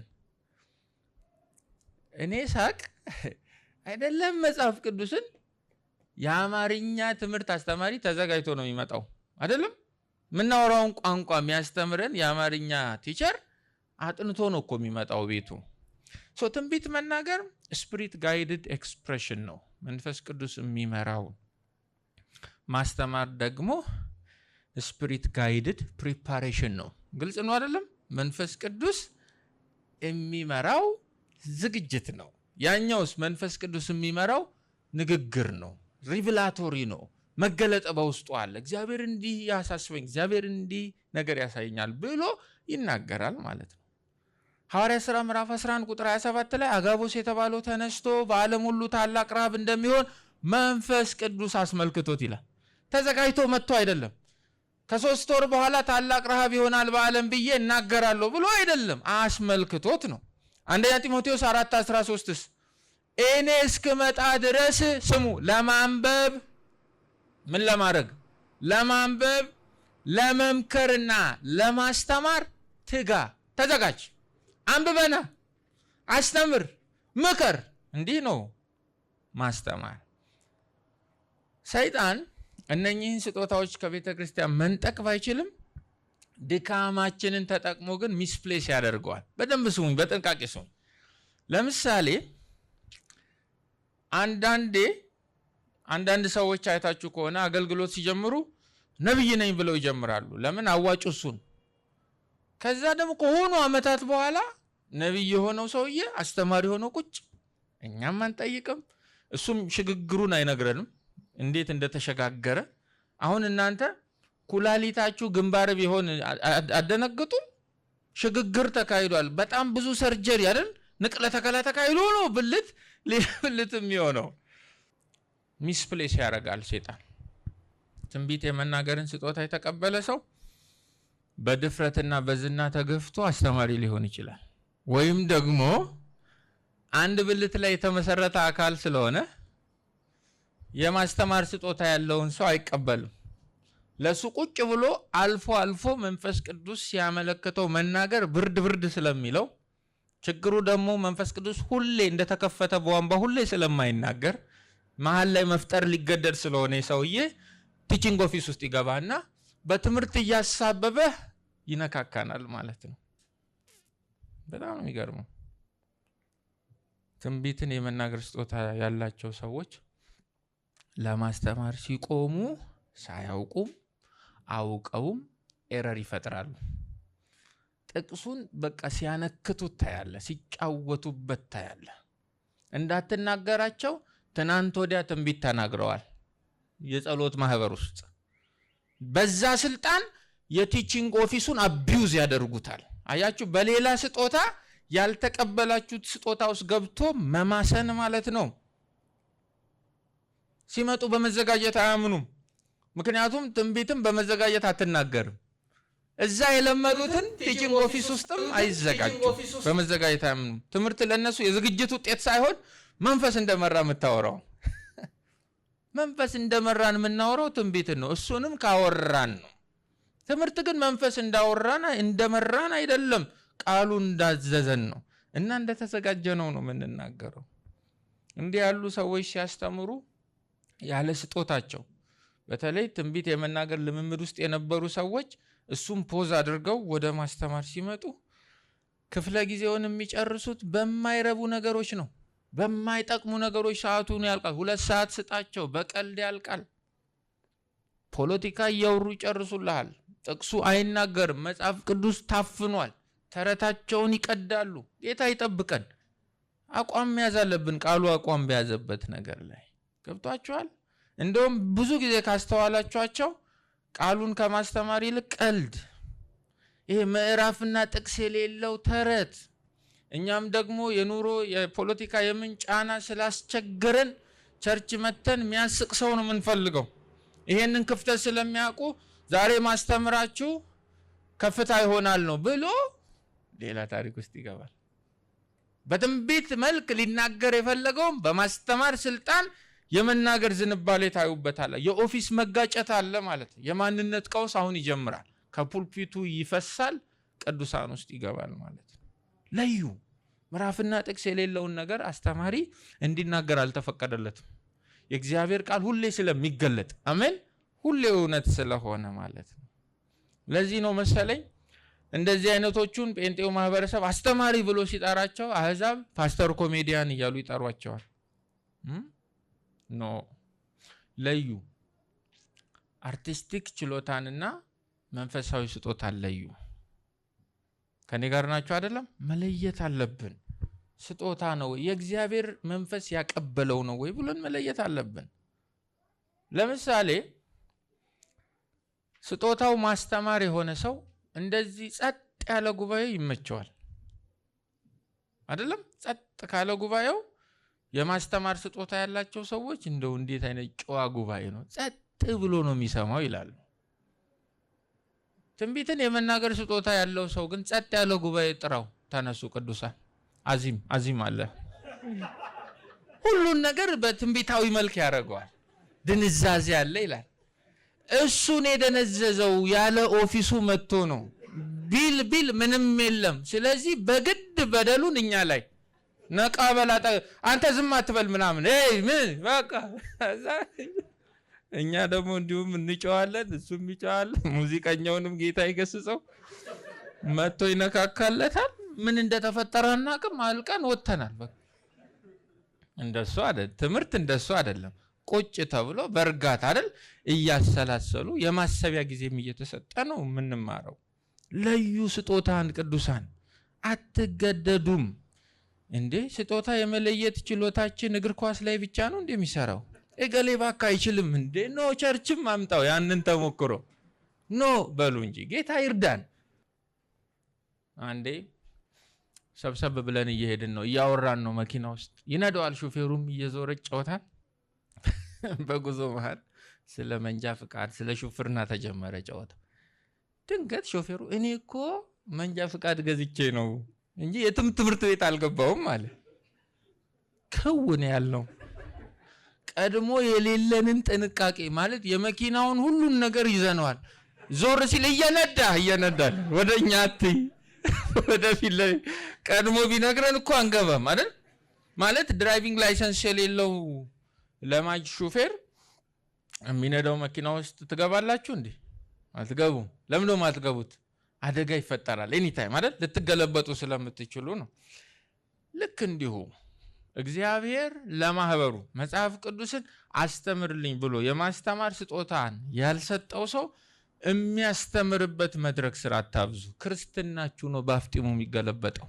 ግልጽ ነው አይደለም የክርስትና ጎጆአችሁ ነው መገልበጥ የሚጀምረው መናጋት ትጀምራላችሁ ቅድስና ተራራ መውጣት ይሆንባችኋል ቲቶ ምዕራፍ 1 ቁጥር 10 ላይ አመፀኞች እየሰማችሁ ነው ለፍላፊዎች አታላዮች የሆኑ ብዙ ሰዎች አሉና ካለ በኋላ እነዚህን ዝም ማሰኘት ተገቢ ነው ተብሎ ተጽፏል አይ መጽሐፍ ቅዱስ ችግሩ ተጽፏል እኮ አንዳንዱ ጥቅስ አየ ጫው አንዳንዱን የሚያረጋን ጥቅሱ እኮ ነው አንዳንድ ቦታ ላይ እነዚህ ምን አርጋቸው ዝም ማሰኘት ተገቢ ነው እነማንን አመፀኞች ለፍላፊዎች አታላዮች የሆኑ ምክንያቱም ይላል ቲቶ ላይ ትክክል ባልሆነ መንገድ ስሙኝ ትክክል ባልሆነ መንገድ ጥቅም ለማግኘት ሲሉ ማስተማር የማይገባቸውን ነገር በማስተማር ቤተሰብን ሁሉ በመበከል ላይ ናቸው ይላል በቃ በግልጽ ተጽፏል ዝም አሰኛቸው ለምን ትክክል ባልሆነ መንገድ እንደ ቃሉ ባልሆነ መንገድ እንደ እግዚአብሔር ባልሆነ መንገድ ደግሞ ጥቅም ለማግኘት የተለያዩ ጥቅሞች ለማግኘት የገንዘብ ጥቅም የዝና ጥቅም የሆነ ነገር ጥቅም ለማግኘት ሲሉ ለዚህ ዓላማቸው ማስተማር የማይገባቸውን ነገር በማስተማር ለነሱ ያልተሰጠውን እግዚአብሔር አስተምሩልኝ ያላለውን መንፈስ ቅዱስ ቃሉን ገልጦ ያልሰጣቸውን በአደራ እንካችሁ ያላላቸውን ነገር በማስተማር ቤተሰብን ሁሉ በመበከል ላይ ናቸው አየ በካይ ናቸው ፖሉት ያረጋሉ ለዚህ ነው ጴጥሮስ ሲናገር አሽሉከው ያገባሉ ይላል ቤቱን የሚያፈርስን ንፋቄ እንዴት አርገው አሽሉከው በገሃድ አይደለም ደብቀው በጥቅስ በምን ያዋዙ ቤት ውስጥ ያስገቡታል ቤት ውስጥ ደግሞ እንደ ቫይረስ ሆኖ ያውካል ቤቱን ያፈርሰዋል ዲስትራክቲቭ የሆነ ትምህርት ያስተምራል አይ ጳውሎስ እንዲህ አለ ከራሳቸው ነቢያት አንዱ ይላል ስለነርሱ ሲናገር ይላል አየ የቀርጤስ ሰዎች ዘውትር ውሸታሞች ክፉ አውሬዎችና ሰነፎዳሞች ሚልቃል አለ አየ ሰነፎዳሞች ናቸው ብሏል ይህ ምስክርነት እውነት ነው ሐሜቱ እውነት ነው ስለዚህ አጥብቀ ገስጻቸው ጌታ ይርዳን የሚያስተምር በማስተማሩ ይትጋሚለውን አንበበን ብቻ ምናልፈው አይደለም ስጦታዎቹን ዝም ብለን ነክተን ምናልፈው አይደለም የማያስተምሩትን ደግሞ ማወቅ አለብን ስጦታው እንደገባን ማስረጃው ስጦታው የሌላቸውንም መለየት እስከንችል ድረስ ይገባናል ያ ካልሆነ ትርፍ የለው የሚያስተምር በማስተማሩ ይትጋ ይላል ይሄ ስጦታ እንዳላችሁ የምታስቡ ሰዎች በተለይ ከዚህ በኋላ ያለውን በደንብ ብትሰሙኝ ደስ ይለኛል ይህን የማስተማር ስጦታ የተቀበለ ሰው በማስተማሩ መትጋት አለበት ሲል ጳውሎስ ምን ይያለ ነው በማስተማር አገልግሎት ውስጥ መትጋት ምን ነገሮችን ያካትታል መጽሐፍ ቅዱስ ስለ አስተማሪዎች ምን ይመክራል አንደኛ ይሄን ብትጽፉት ጥሩ ነው መለያ መሳሪያ ይሆናችኋል አንደኛ ለእግዚአብሔር ቃል ስልጣን የተገዛ አስተማሪ መሆን አለበት የእግዚአብሔር ቃል ከሱ በላይ መሆን አለበት እሱ ከቃሉ በታች መሆን አለበት የእግዚአብሔር ቃል ላይ ነው ባለስልጣን ነው የመጨረሻ አውቶሪቲ ነው ብሎ ለዚህ ስልጣን የተገዛ መሆን አለበት አንደኛ ጴጥሮስ ምዕራፍ 4 ቁጥር 11 ከናንተ ማንም የሚናገር ቢኖር እንደ እግዚአብሔር ቃል ይናገር ተብሎ ይሄንን ስልጣን ያከበረ ማለት ዝም ብሎ መጥቶ ማይክ ይዞ ወይም በሆነ መንገድ ማስተማር አይቻልም። ከየት ነው የምታስተምረው? ከየትኛው ምዕራፍ? ከየትኛው ጥቅስ? ለዚህ ቃል ትገዛለህ ወይ? ለቃሉ ከተገዛ ምሳሌህን ቀንስ፣ ጨዋታህን ቀንስ፣ ሌሎች ተረቶችን ቀንስ። ቃሉ ብቻውን ሙሉ ስለሆነ ተናገር ነው። 2 ጴጥሮስ 1:20 ከሁሉ አስቀድሞ ይህን ልታውቁ ይገባችኋል። በመጽሐፍ ያለው የትንቢት ቃል ሁሉ ማንም ሰው በገዛ ራሱ መንገድ የሚተረጉመው አይደለም። እንደፈለገ እየቦጨቀ ቃሉ ያላለውን እንዲል እያደረገው እኛም በይሉንታ መረብ ታፍነን እሺና እያል አሜን እያልም አይሆንም። አልተፈቀደልህም።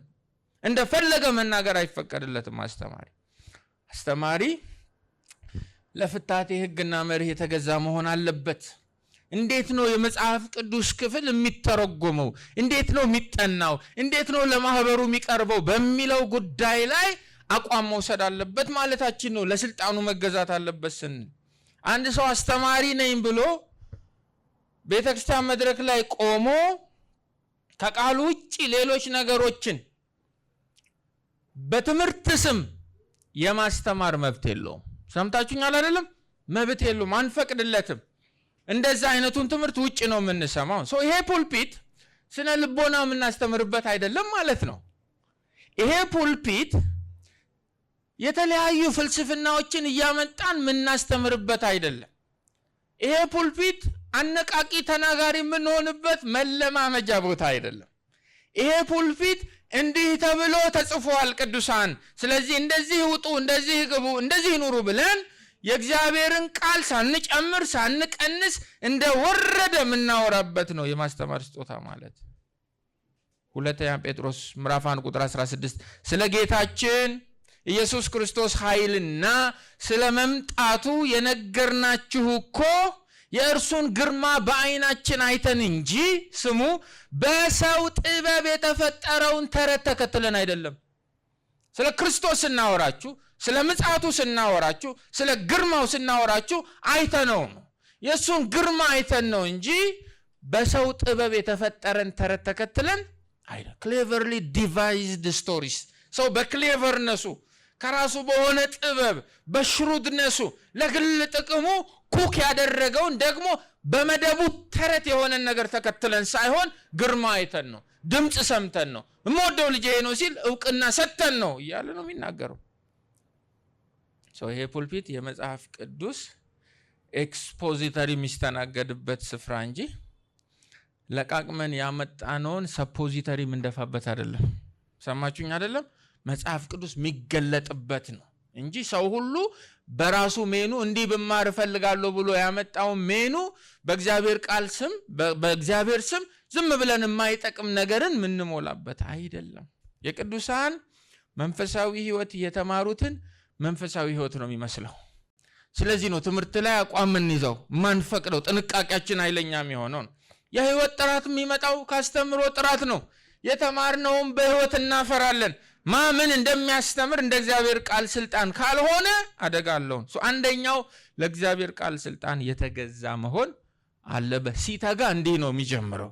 ለአውቶሪቲው ይንበረከካል፣ አያልፍም። እኔ ይሄ ቃል እንዲህ ነው የገባኝ በቃ ማለት አይቻልም። እንደፈለገ መተርጎም አይቻልም።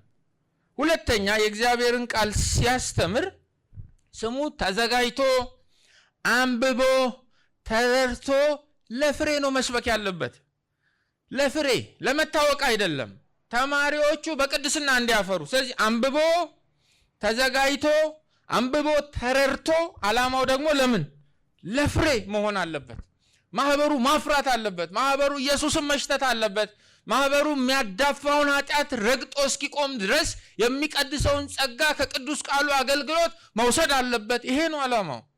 ሮሜ 1:15 ላይ ምን ብሎናል? ስለዚህም በሚቻለኝ መጠን በሮሜ ላላችሁ ለእናንተ ደግሞ ወንጌል ልሰብክ ተዘጋጅቻለሁ። በቃ በቤስት አይካን በሚቻለኝ መጠን።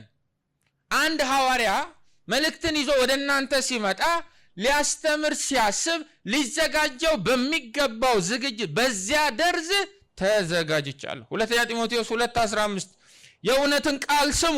በቅንነት የሚናገር የማያሳፍርም ሰራተኛ ሆነህ የተፈተነውን ራስህን ለእግዚአብሔር ልታቀርብ ትጋ። ሰራተኛ ሁን። የእውነትን ቃል በትክክል ለመናገር ሰራተኛው፣ የቃሉ ሰራተኛው፣ የቃሉ አርሶ አደር ሁን፣ የቃሉ ገበሬ ሁን። የሚጠበቅብህን ነገር አድርግ ነው የሚለው። ለማስተማር ስንዘጋጅ ማስተዋል ያለብን አንዱ ነገር ስለ ዝግጅት ስለሆነ ሁለተኛው የምናየው የእግዚአብሔር ቃል የሚከፈተው፣ የእግዚአብሔር ቃል የሚገለጠው፣ የእግዚአብሔር ቃል የሚብራራው ላይብረሪ ቁጭ ብሎ በማጥናት ብቻ አይደለም፣ በመጸለይም ነው። እየጸለየ የሚያጠና ነው መሆን ያለበት እንጂ ሂስትሪ ጂኦግራፊን እንደሚያጠና ዝም ብሎ ማጥናት ብቻ። መጸለይ። ለምን ሳትጸልዩ ዲቮሽናል ሳትሆኑ በእግዚአብሔር መንፈስ እየተነዳችሁ እግዚአብሔር ስር ቁጭ ብላችሁ ሳትጸልዩ በማጥናት ብቻ፣ በመመራመር ብቻ፣ በመፈላሰፍ ብቻ ከሆነ የምታስተምሩት በቃ በፊታችሁ አዋቂ የለም። ጉራችሁ ራሱ ያስቸግራችኋል። ትዕቢተኛ ነው የምትሆኑት። ሀምብል ልብ አይኖራችሁ። ጳውሎስ ምን ይላል? ቆላስይስ 4:2 እኔ እስረኛ የሆንኩለትን የክርስቶስን ምስጢር ማወጅ እንድንችል እግዚአብሔር የቃሉን በር እንዲከፍትልን ስለኛ ደግሞ ጸልዩ። ማን ይሄን ያለው? ጳውሎስ። ጸልዩ፣ ክርስቶስን እንድንነግር፣ ክርስቶስን እንድናውጅ እግዚአብሔር የቃሉን ደጅ እንዲከፍትልን እናንተ ቅዱሳን ለእኛ ለሐዋርያቶቹ ጸልዩልን። የሚገርም እኮ ነው። የሚያስተምር ሰው የእግዚአብሔርን ቃል ሲያጠና መመራመር ብቻ ሳይሆን ምን ያስፈልጋል? መጸለይ ያስፈልጋል። በዚህ ሁሉ ነው ይዞ መምጣት ያለበት። ሶስተኛ የእግዚአብሔርን ቃል ከማወቅና ከመረዳት ጋር ተያይዞ ከሚመጣ መታበይ ራሱን መጠበቅ አለበት። ለምንድን ነው ከመታበይ ራሱን ሁሌ መጠበቅ ያለበት? ዕውቀት ምን ያደርጋል ተብሏል? ያስታበያል። ፈተና አለው። ዕውቀት ያስታበያል። አሁን ትንቢት የሚናገር ሰው እግዚአብሔር ከሱ ውጪ ማንንም ያወራ ላይ መስሎ ይችላል እኮ አይደለም? እግዚአብሔርን ሁሌ የምንሰማው በሱ በኩል ይመስለዋል። አጩነ እያንዳንዱ ስጦታ ውስጥ አደገኛ በሽታ አለ። ማስተማር ውስጥ ያለው ደግሞ ከሁሉም ይበልጥ ይመስለኛል መታበይ። አውቃለሁ ብሎ ራሱን የሆነ ቦታ ላይ ያስቀመጠን ሰው በቀላሉ አታወርዱትም። ከባድ ነው ያን ሰው ማውረድ። የእውቀቱ ኢጎና ፕራይድ እንደ ካንሰር ነው፣ ቶሎ አይለቀውም። አለማወቁን የነገራችሁት ቀን ከቸርች ወጣችኋል። ከባድ ነው። ትሁት መሆን ያቅተዋል። ሮሜ 12:3 ከሆናችሁት በላይ ራሳችሁን በአግባቡ መዝኑ እንጂ ከሆናችሁት በላይ ራሳችሁን ከፍ አድርጋችሁ እንዳታዙ ብሎ አስጠንቅቆናል አይደለም? እንዳትታበዩ። በነገራችን ላይ በእውቀት የሚታበይ ሰው በቤተ ክርስቲያን ውስጥ የቲቺንግ ኦፊሱ ላይ ብዙ አይቆይም። ምክንያቱም ሁሌ ኢጎውን መመገብ ስለሚፈልግ ረጅም አይጓዙም። ብለው ያቆሙታል። ምሳሌ 16:18 ትዕቢት ጥፋትን፣ ኩሩ መንፈስም ውድቀትን ይቀድማል ይላል። ስለዚህ ከዚህ ራሱን የጠበቀ መሆን አለበት። ከሚያስታብይ መንፈስ ራሱን መጠበቅ አለበት። አራተኛ ራሱን ከስህተት ትምህርቶችና ከሐሰተኛ አስተማሪዎች መጠበቅ አለበት። የማስተማር ስጦታ የተቀበለ ሰው ከስህተት ትምህርቱም ከሐሰተኛ አስተማሪዎችም። የሐሰተኛ መምህራን ወዳጅ ተኩኖ በቤተ ክርስቲያን ውስጥ የእውነተኛው ወንጌል አስተማሪ መሆን አይቻልም። ሁለቱም ጋር መሆን መንፈሳዊ ኮራፕሽን ስለሆነ አንደኛ ጢሞቴዎስ 4:16 ለራስህና ለትምህርት ምን አድርግ? ተጠንቀቅ፣ ጥንቃቄ አድርግ። ለምን? በእነዚህም ጽና። ይህም ብታደርግ ራስህንም ሁለተኛውስ የሚሰሙህንም ምን ታደርጋለህ? ታድናለህ። ስለዚህ ተጠንቀቅ። ለትምህርት ተጠንቀቅ፣ ለራስህም ተጠንቀቅ። 10ሩን አታንብብ፣ 10ሩን አትስማ፣ 10ሩን አትይ። ጥንቃቄ አድርግ። ለምን? ራስህንም ጉባኤውንም ታድናለህ። ሁለተኛ ቆሮንቶስ ምዕራፍ 2:14 ላይ ምን ይላል? ነገር ግን በክርስቶስ ሁል ጊዜ በድል አድራጊነት እያዞረ ለሚመራን ይላል። ይሄ ቃል እኔ በጣም ነው ልብ የሚነዝረኝ። የእውቀቱንም መዓዛ በእኛ አማካኝነት በየስፍራው ለሚገልጥ አምላክ ምስጋና ይሁን ይላል። የምኑም መዓዛ? የእውቀቱን። የማውቀት የራሱ አይደለም፣ የእውቀቱ መዓዛ። ምክንያቱም በሚድኑቱና በሚጠፉቱ መካከል ለእግዚአብሔር የክርስቶስ መዓዛ ነን ተብሎ ተጽፏል። እንዲህ አድርጋችሁ ጌታ እግዚአብሔር ትምህርታችሁን ሲያሸተው ከትምህርታችሁ የሚወጣው አሮማ ያ ሽታ ኢየሱስን ይሆን። ለእግዚአብሔር የክርስቶስ መዓዛ ነን። የእውቀቱን መዓዛ በእኛ በየስፍራው ሁሉ ይገልጣል ነው የሚለው። ለሚጠፉት ወደ ሞት የሚወስድ የሞት ሽታ፣ ለሚድኑት ግን ወደ ሕይወት የሚወስድ የሕይወት ሽታ። ሁለቱን ጎራ አይቀላቀልም ትምህርታችን እያለ ነው። የሚድኑትን ወደ ሕይወት ያመጣቸዋል፣ የሚጠፉትን ወደ ሞት ይነዳቸዋል። ይሰሙና ወይ ወደ እግዚአብሔር በንስሐ ይቀርባሉ፣ ወይ እግዚአብሔርን አንፈልገውም ብለው ብድግ ብለው ይሄዳሉ። ግራጫ ዞን የለው፣ መሀል ላይ የሆነ ነገር አይደባልቅም። ክሊር የሆነ ሴፓሬሽን ይሰራል ነው፣ እንደ ሰይፍ ይለያል ነው እያለ ያለው። ይህን ካለ በኋላ ታዲያ ለዚህ ብቁ የሚሆን ማን ነው? ማን ነው የሚበቃው? የሚገርመው ቀጥሎ ምን ይላል? እኛ እኮ ይላል አዲስ መደበኛ ትርጉም፣ ትርፍ ለማግኘት ብለን የእግዚአብሔርን ቃል ቀላቅለው እንደሚሸቃቅጡት እንደ ብዙዎቹ አይደለንም። ምን ለማግኘት ብለን? ትርፍ ለማግኘት፣ ሌላ ተለጣፊ ነገር፣ በእግዚአብሔር ቃል አገልግሎት የሚለጠፍን ነገር ለማግበስበስ ብለን የእግዚአብሔርን ቃል ቀላቅለው እንደሚሸቃቅጡት አይደለንም። ነገር ግን ከእግዚአብሔር እንደተላኩ ሰዎች በክርስቶስ ሆነን በእግዚአብሔር ፊት በቅንነት እንናገራለን። ከሐሰት የራቀ ከሐሰተኛ አስተማሪም ራሱ ምን ያደረገ የጠበቀ መሆን አለበት ነው። አምስተኛውና የመጨረሻው ራሱንና የተቀበለውን የማስተማር ስጦታ ስሙ። ራሱንና ደግሞ ስጦታውን ከማይመጥኑ ቦታዎች፣ ከማይመጥኑ ሰዎች፣ ከማይመጥኑ ወሬዎች እና ከማይመጥኑ ሐሜቶች የሚጠብቅ መሆን አለበት ነው። ሁለተኛ ጢሞቴዎስ ምዕራፍ 2 ቁጥር 23 ላይ ይህን ያስተምራል። ከማይረባና ትርጉም የለሽ ከሆነ ክርክር ራቅ፣ ምክንያቱም እነዚህ ጠብን እንደሚያስከትሉ ታውቃለህ። የጌታም አገልጋይ ሊጣላ አይገባውም፣ ይልቁን ለሰው ሁሉ ገር፣ ለማስተማር ብቃት ያለው ትዕግስተኛም መሆን አለበት ይላል። ይገባዋል ይላል። እንደዚህ ራሱን የጠበቀ መሆን። ሁለተኛ ቆሮንቶስ ምዕራፍ 4 ቁጥር 1 ስለዚህ ከእግዚአብሔር ምሕረት የተነሳ ይላል። ሁለተኛ ቆሮንቶስ 4:1 ስለዚህ ከእግዚአብሔር ምሕረት የተነሳ ይህ አገልግሎት ስላለን ተስፋ አንቆርጥም። ነገር ግን ስውርና አሳፋሪ ነገሮችን ትተናል ይላል። ምንና ምን? ስውርና ክሪፕቶስ የሚል ይሄ ኮንሲልድ የሆነ ማለት ነው፣ የማይታይ እና አሳፋሪ ነገሮች ትተናል። አናታልልም፣ የእግዚአብሔርን ቃል ከሐሰት ጋር አንቀላቅልም፣ ይልቁንም እውነትን በግልጽ እየተናገርን በሰው ሁሉ ሕሊና ዘንድ ተቀባይነት እንዲኖረን ራሳችንን በእግዚአብሔር ፊት እናቀርባለን። በማ ዘንድ? በሰው ሁሉ ሕሊና ዘንድ ምን እንዲኖረን? ተቀባይነት እንዲኖረን ራሳችንን በማፊት በእግዚአብሔር ፊት እናቀርባለን። ኮንሲልድ አይደለንም። የሆነ ስውር የሆነ አሳፋሪ የሆነ ማታለል ወዘተረፈ ያሉ ነገሩ የለም። የእግዚአብሔርን ቃል ከሐሰት አንቀላቀልም። በሰው ሁሉ ሕሊና ዘንድ ተቀባይነት እንዲኖረን በእግዚአብሔር ፊት ራሳችን። ይሄ ነው የሚያስተምር ሰው እሴቱ። ሮሜ 2:19 በሕግም ይላል። ሮሜ 2:19 ትዝ ይላቸዋል አይሁዳዊን ሲወቅስ፣ በሕግም የእውቀትና የእውነት መልክ ስላለ የዕውሮች መሪ፣ በጨለማም ላሉ ብርሃን፣ የሰነፎችም አስተማሪ፣ የሕፃናትም መምህር እንደሆነ በራስህ ብትታመን። እንግዲህ አንተ ሌላውን የምታስተምር ራስህን አታስተምርምን? አትስረቅ ብለህ የምትሰብክ ትሰርቃለህን? አንተ ሰዎች ማመንዘር የለባቸውም የምትል ታመነዝራለህን? አንተ ጣዖትን የምትጸየፍ ቤተ መቅደስን ትመዘብራለህን? ይላል። አስተማሪ እንዲህ ነው ህይወቱ። እሱን ያልቀደሰ ትምህርት እኔን አይቀድሰኝም። ግልጽ ነው አይደለም?